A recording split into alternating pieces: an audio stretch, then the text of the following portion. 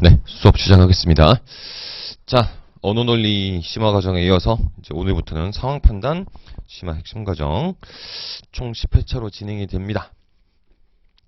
교재 구성은 언어논리 때와 마찬가지로 전반부는 민경채 기출문제, 이제 유형별로 5개 나눠서 쭉 되어 있는데, 민경채 기출문제는 18년도부터 20년도까지 포함이 되어 있고요.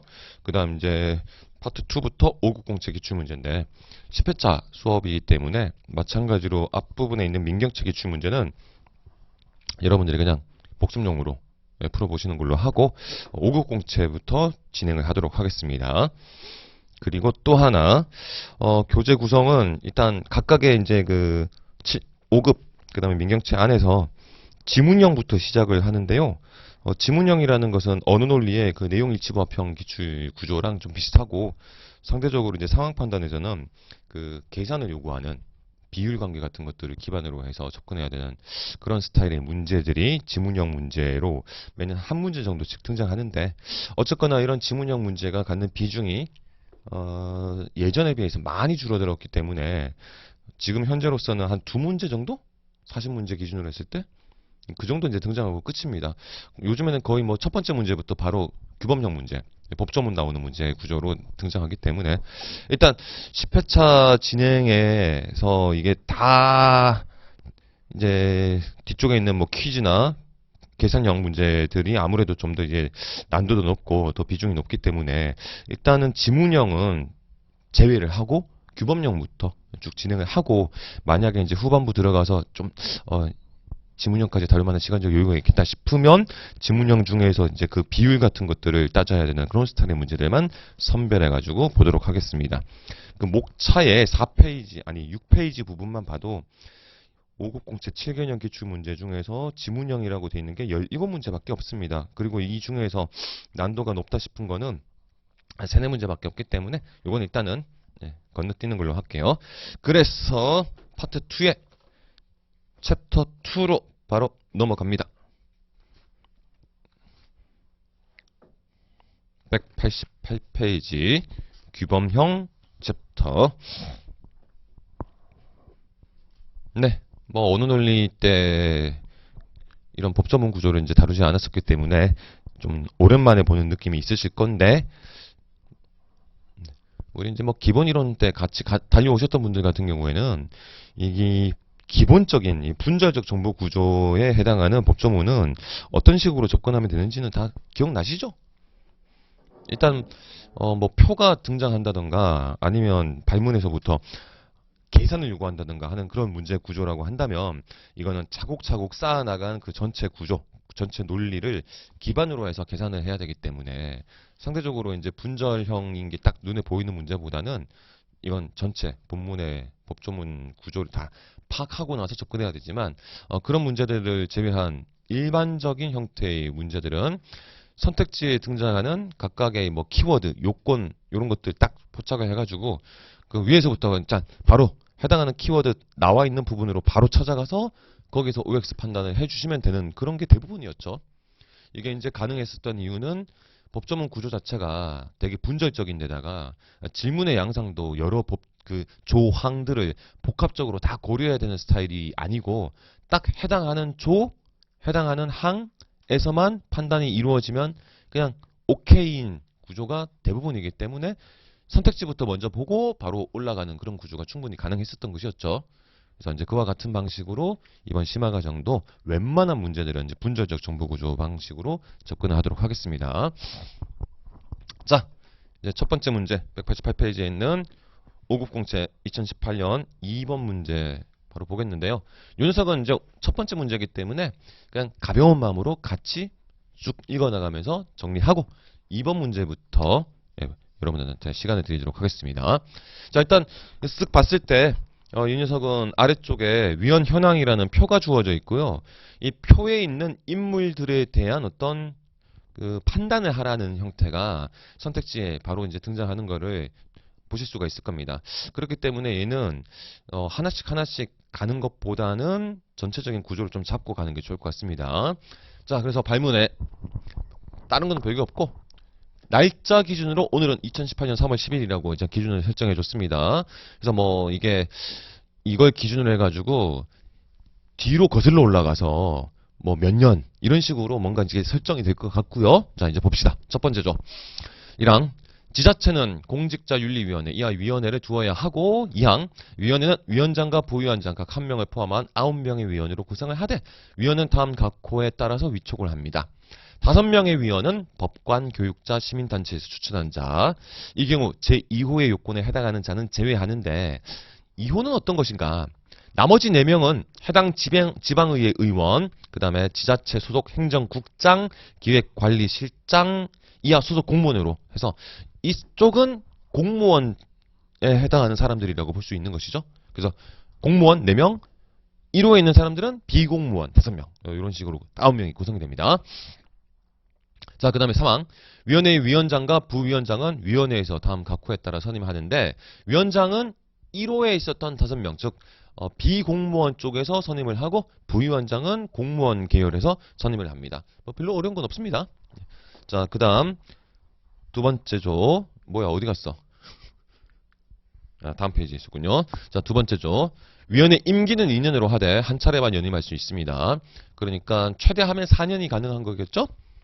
그 다음 두 번째 항 지자체 의회 의원 및 소속 공무원 중에서 위촉된 위원회 임기는 제1항이 있지만 지방의회 의원인 경우에는 그 임기가 끝나면 뭐 이제 의미가 없을 거니까 갈아 치워야 되고 소속 공무원인 경우에는 그 직위에 재직 중인 기간으로 합니다. 자, 그래서 전조 제2항 제1호에 따른 위원 중 결혼이 생겼을 경우 그 자리에 새로 위촉된 위원의 임기는 전임자의 남은 기간으로 한다까지 해서 일단 본문의 규정은 마무리가 됩니다.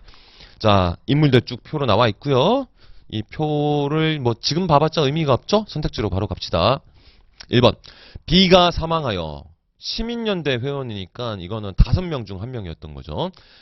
새로운 위원을 위촉하는 경우 갑 지방의회 의원을 위촉 못하죠. 이건 같은 계열에서 뽑아야 되겠죠. 금방 판단될 겁니다. 두 번째 C 기획관리실장입니다. 오늘자로 명예퇴직하더라도 위원직을 유지할 수 있는가? 자, 이거는 이제 명예퇴직했습니다. 그러니까 위원직 유지는 안 되겠죠. 이 사람은 소속 공무원에 해당하는 거기 때문에 방금 봤었던 후반부조에 있었던 요 임기 내로 한다는 거에 따라서 안 되겠죠. 자, 그 다음에 3번 이가 오늘자로 사임한 경우 이는 대학교 교수니까 외부 인사입니다. 당일 그 자리에 위촉된 위원의 임기는 위촉된 날로부터 2년이 아니고 지금 보니까 이는 2016년 9월 1일부터 일을 해왔습니다. 그러면 뭐 기간이 아직 남아있긴 하지만 2년은 안 되죠. 굳이 날짜까지 계산할 필요는 없을 겁니다. 그 다음에 4번 F는 임기가 만료되면 연임할 수가 있는가? 요거는 이제 날짜 계산을 살짝 해야 되는데 F 2014년 9월 1일에 위촉이 됐습니다. 오늘이 2018년 3월 10일이니까 중간에 한번 연임이 됐다는 거죠. 따라서 연임은 한 번만 가능하기 때문에 이제 임기가 만료된 이후에는 추가 연임은 불가능하죠. 따라서 5번이 정답으로 도출되겠죠. I는 부위원장으로 선임될 수 있다. 자, I 소속 행정국장입니다. 일단은 두 번째 라인 공무원 쪽 라인이기 때문에 부위원장은 되죠. 뭐 오랜만에 봐도 딱히 어려움은 없이 바로 해결될 수 있는 문제들이었습니다. 그래서 오늘 이제 첫 번째 시간인데 거의 한 30번 때까지는 충분히 나갈 수 있을 거라고 봅니다. 이게 뭐 왜 그런지는 모르겠지만 18년도, 19년도, 그 다음에 20년도 정도까지는 규범형 문제의 난도가 뭐 많이 높지는 않았어요. 그러니까 얼마나 빠른 시간 안에 해결이 가능한가의 싸움이 될 것이고 금요일에 이제 2회차 수업부터 보게 될 21년도 정도부터가 좀 이게 뭐 예를 들면 시효 계산도 해야 되고 날짜도 뭐 정확하게 하루 차이 나는 거 막 다 따져봐야 되고 그런 스타일의 문제들이 상대적으로 좀 많이 등장합니다. 그래서 일단 오늘은 좀 가벼운 마음으로 임할 수 있을 것 같습니다. 자, 이제 뭐 감이야 다들 잃지 않고 가지고 계실 거니까 자, 2번 문제부터 해서 이제 본격적으로 타이머 설정으로 가보도록 하겠습니다. 2번 뭐 정답 도출되는 거랑 상관없이 나머지 것들도 다 판단해 보시기 바라고요. 1분 30초까지만 하면 될 것 같아요.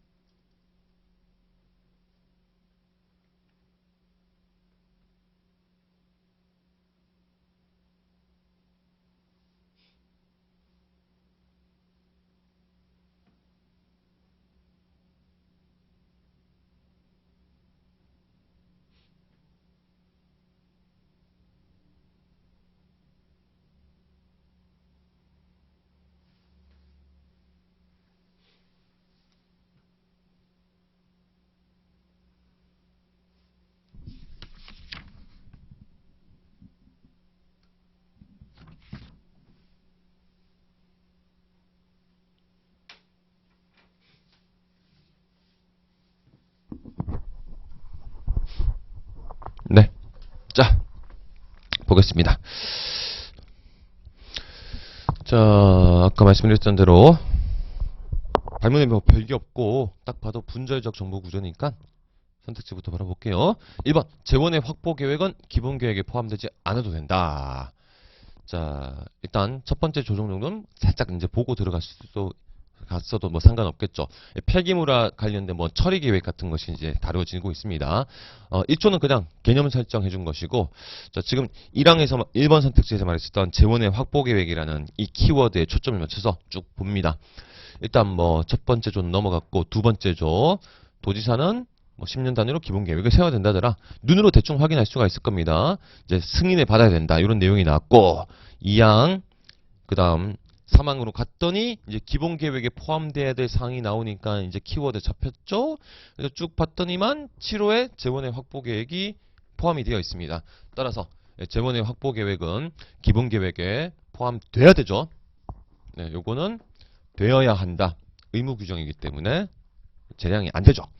그다음 2번 A도 도지사가 제출한 기본계획을 승인하려면 환경부 장관은 관계 중앙행정기관의 장과 협의를 거쳐야 된다. 요거 아까 이제 2조 1항 부분 쭉 대충 눈으로 따라오면서 이 키워드가 이제 매칭이 되셨을 겁니다.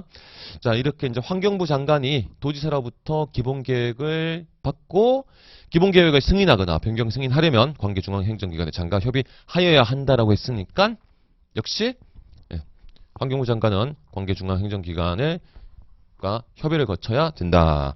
자, 2번 바로 정답 됐죠? 네, 그래서 정답은 금방 나옵니다. 뭐 뒤쪽 내용 안 보고도 그냥 바로 나오죠. 뭐 실전에서 하면 이런 구조로 하면 30초 끝이에요. 그 다음에 3번 환경부 장관은 국가 폐기물을 적정하게 관리하기 위하여 10년마다 기본계획에 수립해야 된다. 아까 기본계획의 수립은 도지사가 하지 않았나? 예, 10년마다 기본계획을 세우는 건 도지사였습니다. 그러면 환경부 장관은 뭘 만드는 것인가 확인하기 위해서 다음 조로 넘어갔더니만 환경부 장관은 제1항에 따른 기본계획을 기초로 종합계획을 세웁니다. 따라서 이게 틀렸고 4번 비군 군수는 5년마다 종합계획을 세워 뭐야 종합계획은 환경부 장관이 세우는 거였죠. 이건 그냥 바로 지금 연계해서 판단되죠. 마지막 5번 기본계획 수립 이후 5년이 경과하였다면 환경부 장관은 계획의 타당성을 재검토하여 계획을 변경하여야 한다. 자, 얘 같은 경우는 맨 마지막 조의 2항에서 환경부 장관은 종합계획을 세운 날부터 5년이 지나면 그 타당성을 재검토하여 변경할 수 있답니다. 자, 일단 기준점은 종합계획을 세운 날부터 5년이고 요거 재량 규정이었죠. 변경할 수 있다니까. 따라서 기본계획 수립 이후 5년이 기준이 아니고 변경하여야 한다도 판단을 잘못했다. 이렇게 두 가지 측면 모두 해서 잘못된 선택지라는 게 바로 나왔습니다. 자, 이런 식으로 두 번째 문제 큰 어려움 없이 해결됐습니다. 바로 넘어갑시다. 3번 문제. 자, 3번 마찬가지로 최대 1분 30초까지만 잡겠습니다.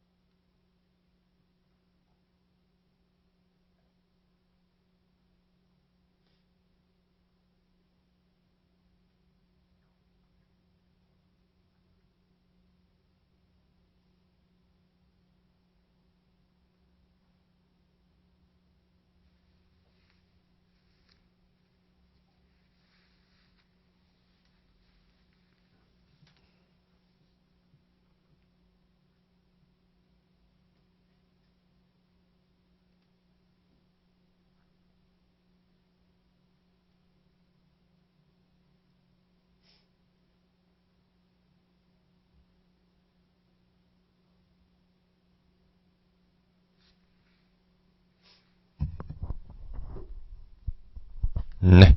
자, 봅시다. 마찬가지로 갑시다. 일단 첫 번째 조를 살짝 보면 감사원에 감사를 청구하는 요건이 나와 있는 거구나. 대충 이렇게 이제 각 잡고 1번 선택지. A시 지방의회는 A씨가 주요 사업으로 시행하는 노후수도 서비스 교체 사업 중 발생한 예산 낭비 사항에 대하여 감사를 청구할 수 있다라고 되어 있습니다. 자, 이제 첫 번째 조는 감사 청구를 할 수 있는 주체였죠. 지방의회였죠. 일단 1호 아니고 2호 시민단체 아니고 3호 감사 대상 기관의 장. 감사 대상 기관이 뭔가 어떤 걸 감사 대상 기관이라고 하는가 요거는 아직 뭐 자세하게 나와 있지는 않습니다. 그 다음에 4호 갔더니 지방의회 나와서 네, 지방의회인데 해당 지방자치단체의 사무처리에 한한다고 했기 때문에 요거는 지금 A시 지방의회가 A시 주요 사업으로 시행하는 어떤 사업에 대한 감사의 문제니까 해당되죠.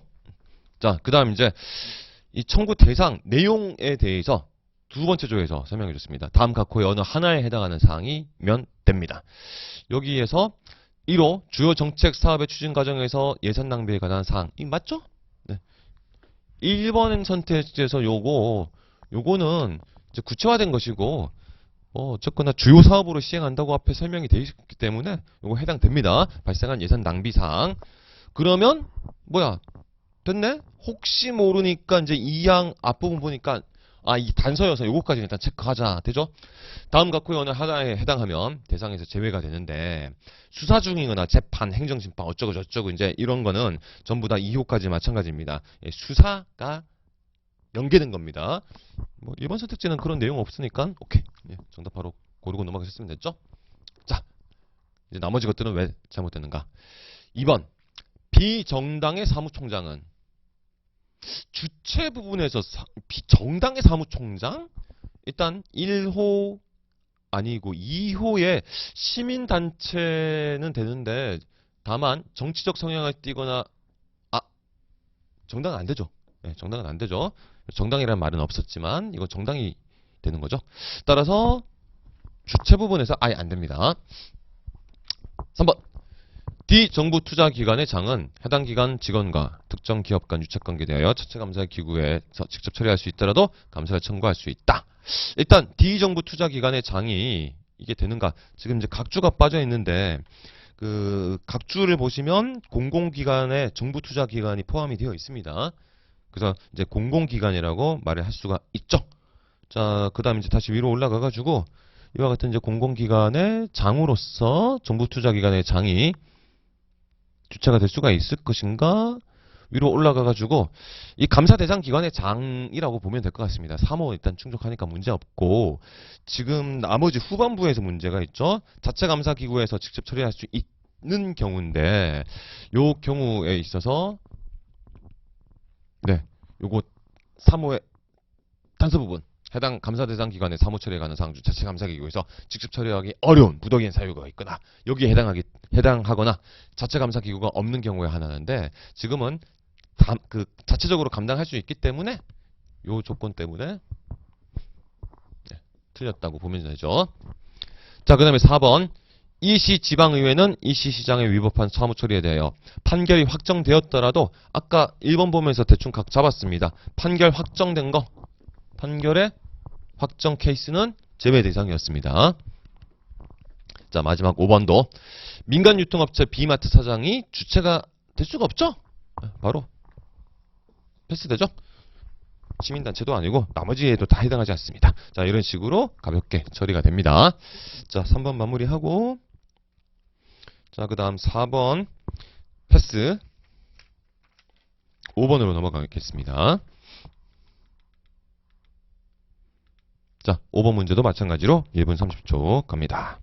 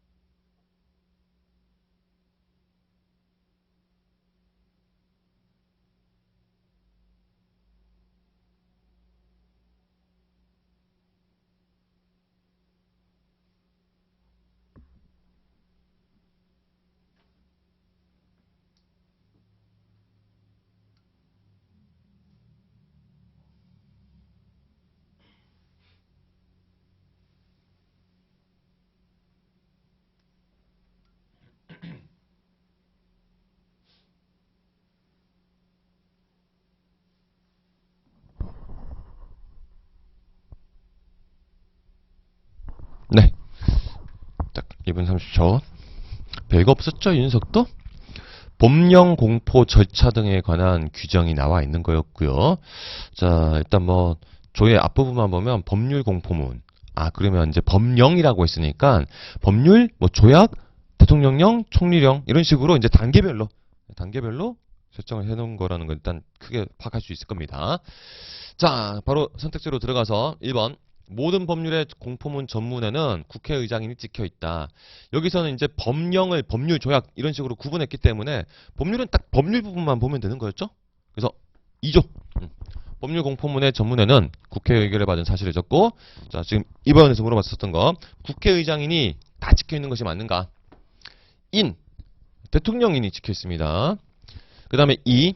이런 확정된 법률을 대통령이 공포하지 아니할 때에는 국회의장이 이를 공포하는데 국회의장이 공포하는 법률의 공포문일 경우에는 이렇게 해가지고 국회의장인이 찍힙니다. 그러니까 이런 케이스에서만 국회의장인이 찍히는 거지 기본은 대통령인이죠.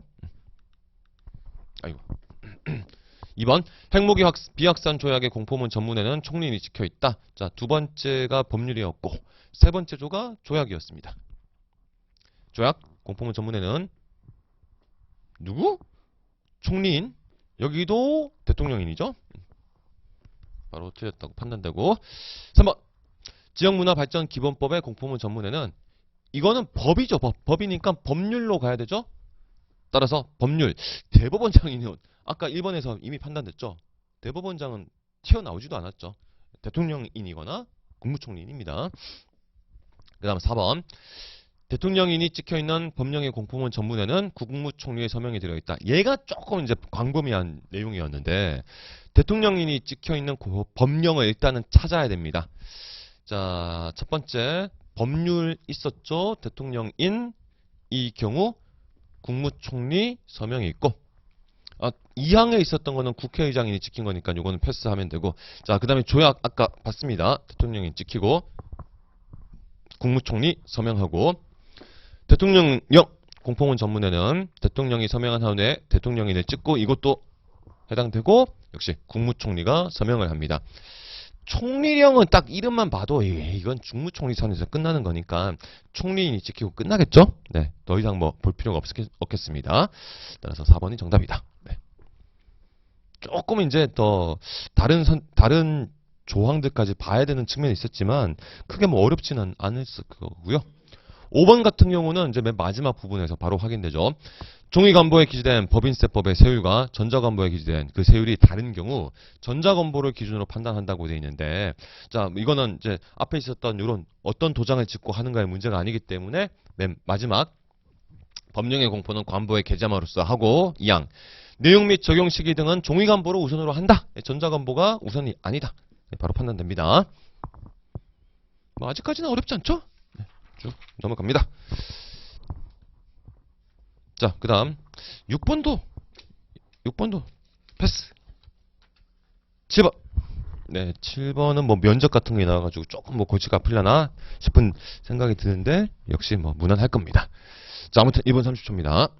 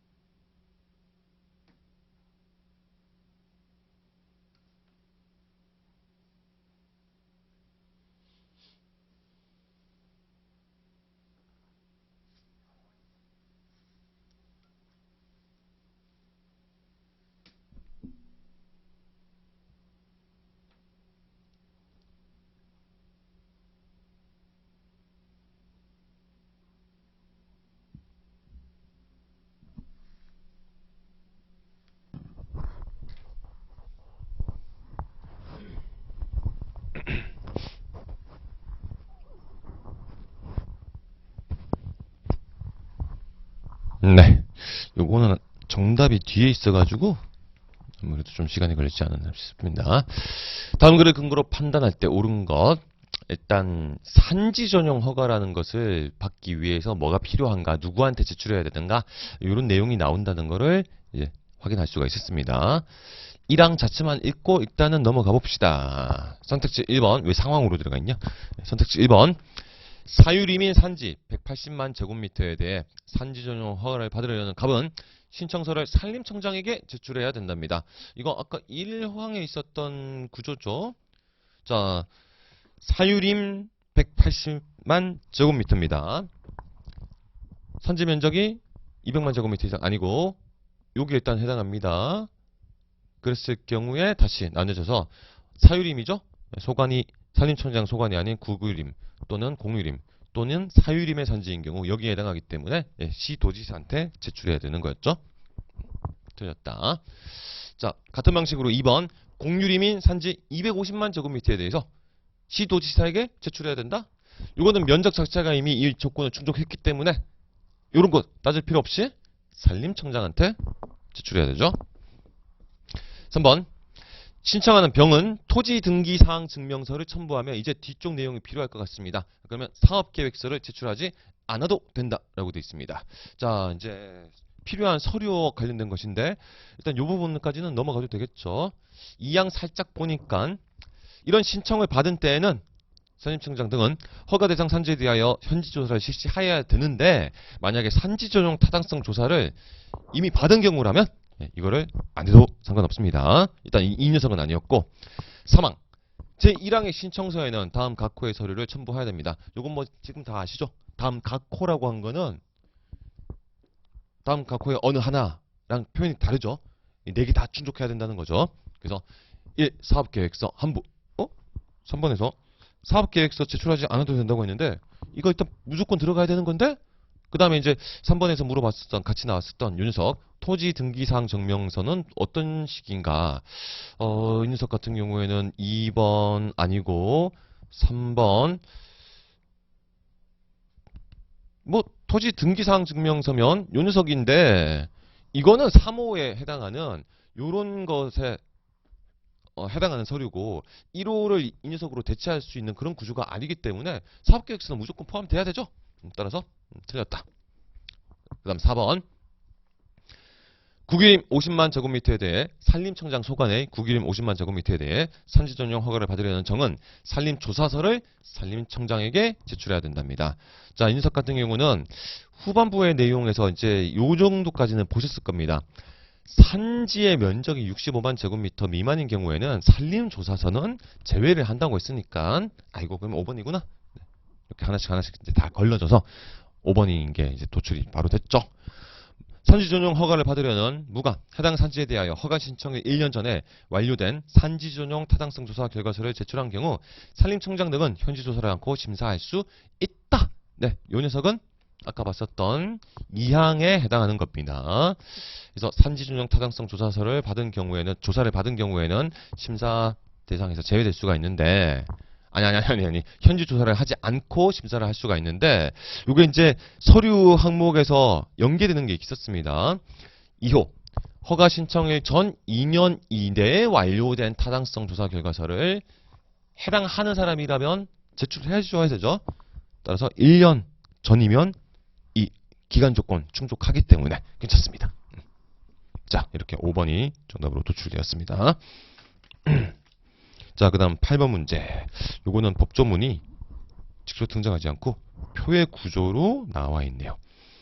어차피 프로세스 자체는 뭐 크게 다르진 않을 건데. 자, 1분 30초 동일하게 가겠습니다.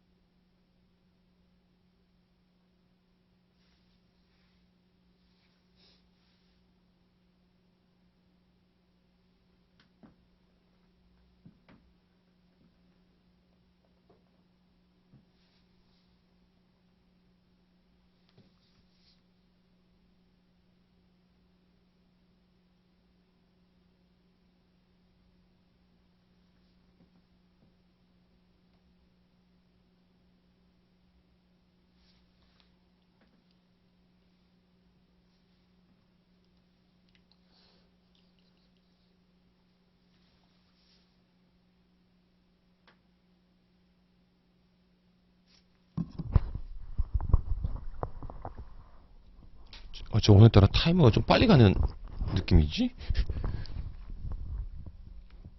제 생체 시계가 뭔가 좀 빠르게 돌아가는 느낌입니다. 자, 아무튼 네, 다 보셨죠?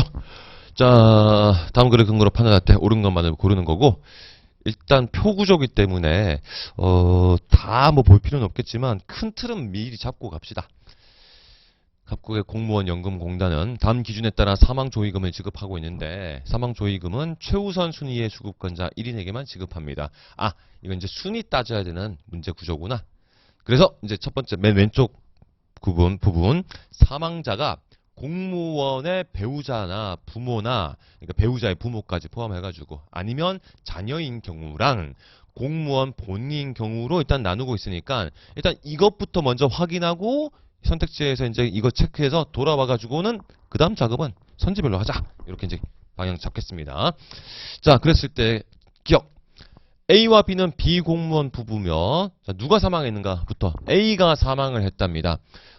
A는 비공무원 부부예요. 그 다음 공무원 C와 공무원 D를 자녀로 두고 있습니다. 그리고 이제 공무원 D가 부모님을 부양하던 상황에서 A가 사망했답니다. 최우선 순위 수급권자가 D라고 설정하고 있는데, 자, 비공무원 부부에서 A가 사망한 경우이기 때문에 지금 이건 어디까지나 공무원 연금공단입니다. 공무원한테 주는 거죠.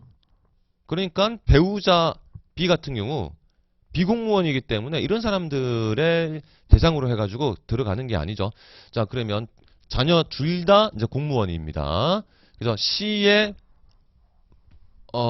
부모, 이게 A가 분지 뭔지는 모르겠지만 C의 부모, 그 다음에 D의 부모 둘 다 해당되죠. 둘 다 해당되죠.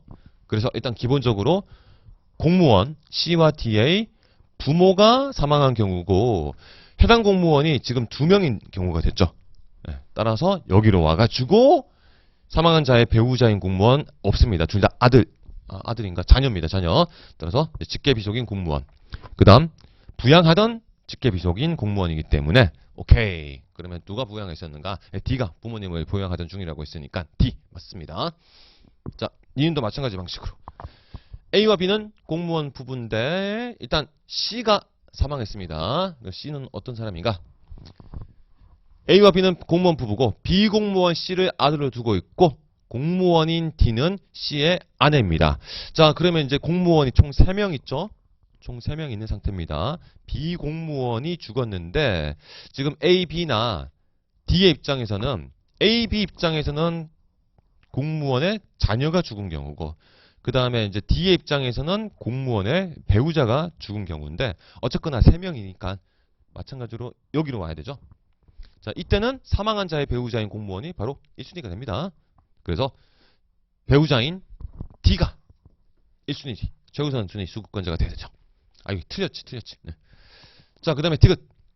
공무원 A와 비공무원 B 있는데, 자, 여기서 A가 사망했고 라고 되어 있습니다. 공무원 A가 사망했어요. 이거는 그러면 이제 두 번째 칸으로 가야 되죠. 두 번째 칸으로 바로 갑니다. 두 번째, 공무원 본인이 사망했을 경우에 사망한 공무원의 배우자, 이 사망한 공무원의 직계비속 중 공무원. 2호랑 비교를 해보면 공무원 본인이 죽은 경우에는 배우자가 공무원이 아니어도 상관이 없는 거죠. 그냥 사망한 공무원의 배우자라고 했죠. 근데 2호 같은 경우는 사망한 공무원의 직계비속 중에서 공무원한테 주는 구조. 이렇기 때문에 이건 조금 편차가 있었습니다. 자, 그러면 지금 구조상 보니까 B가 받아야 되겠죠. 자, 따라서 틀렸다. 자, 방금 말씀드렸던 것처럼 요 녀석에서는 배우자라는 게 그냥 바로 튀어나왔기 때문에 이 배우자는 공무원인지 여부를 따질 필요가 없었고, 여기서 이제 직계비속은 공무원이 갖춰줘야 됩니다. 네, 요거 주의하시면서 구분하셨어야 되겠습니다. 자, 이렇게 해서 이제 기억만 맞는 것으로 최종 도출이 됐죠? 네, 넘어갑시다. 자, 9번을 할 것인가 말 것인가. 9번 넘어갑시다. 9번 넘어가시고 10번. 네, 10번 가겠습니다. 1분 30초.